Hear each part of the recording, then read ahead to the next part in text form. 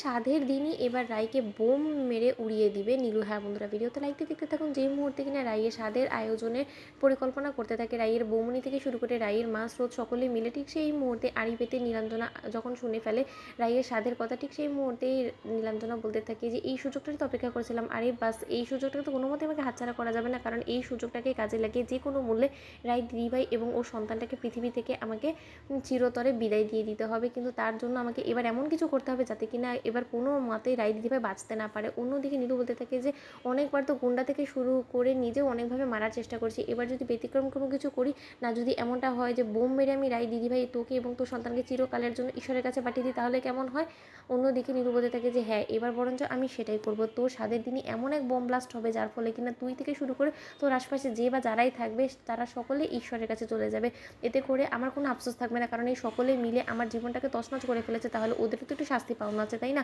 অন্যদিকে যখন রাইয়ের বৌমনি বলতে থাকে যে মা, তা সত্ত্বেও কিন্তু রাইয়ের কাছে আমাদের ওর স্বাদের কথাটা বলার আগে আমাদের একটু সাবধান হতে হবে, কারণ আপনি তো খুব ভালো করেই জানেন যে নীলু কোনো মতেই রাইয়ের কোনো ভালো অনুষ্ঠান কিন্তু কোনো ভাবেই ভালোভাবে হতে দেয়নি। তাই এই যাত্রা যে ও কিছু একটা ঘটানোর চেষ্টা করবে না সেটারও কিন্তু কোনো নিশ্চয়তা নেই। ঠিক সেই মুহূর্তে স্রোত বলতে থাকে যে হ্যাঁ, এই দিকটা আমাদেরকে বিশেষভাবে খেয়াল রাখতে হবে। রাই দিদি ভাইয়ের স্বাদের দিন যাতে কোনো মতে কোনো বিঘ্ন না ও ঘটাতে পারে, তার জন্য আমাদেরকে স্পেশালভাবে একটু অ্যালার্ট থাকতে হবে। অন্যদিকে যখন রাইয়ের কাছে গিয়ে রাইয়ের মা এবং বৌমনি সকলে মিলে বলতে থাকে যে রাই, এবার তো তোমার স্বাদের দিন ঘনিয়ে আসছে, কারণ তোমার যত শীঘ্রই ডেলিভারি ডেট ঘনিয়ে আসে তাতে দেখে তো আমাদের মনে হয় যে কিছু 2-1 দিনের মধ্যেই আমাদের তোমার স্বাদের অনুষ্ঠানটা করে ফেলাটাই বেটার হবে, তারপরে বলা যায় না যে কদিন আর তোমার হাতে থাকে।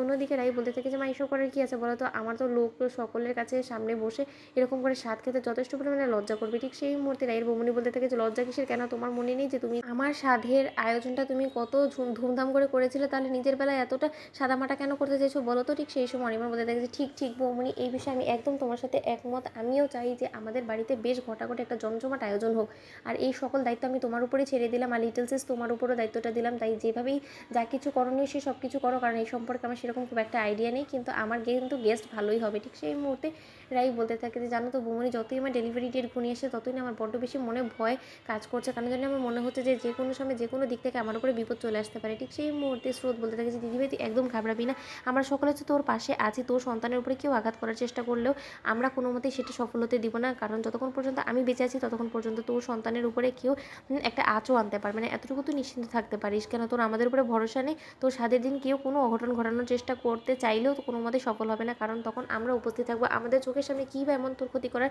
চেষ্টা করতে পারে কেউ বলতো? আর যদি মেজদিভাই কোনো রকম কোনো ক্ষতি করার চেষ্টা করে তাহলে ওকে যে আমরা কোনো মতে ছেড়ে দেবো না সেটা তো খুব ভালো করে জানে, তাই না? তো বন্ধুরা, ভিডিওটি ভালো লেগে থাকলে লাইক এবং শেয়ার করে সাবস্ক্রাইব করতে ভুলো না।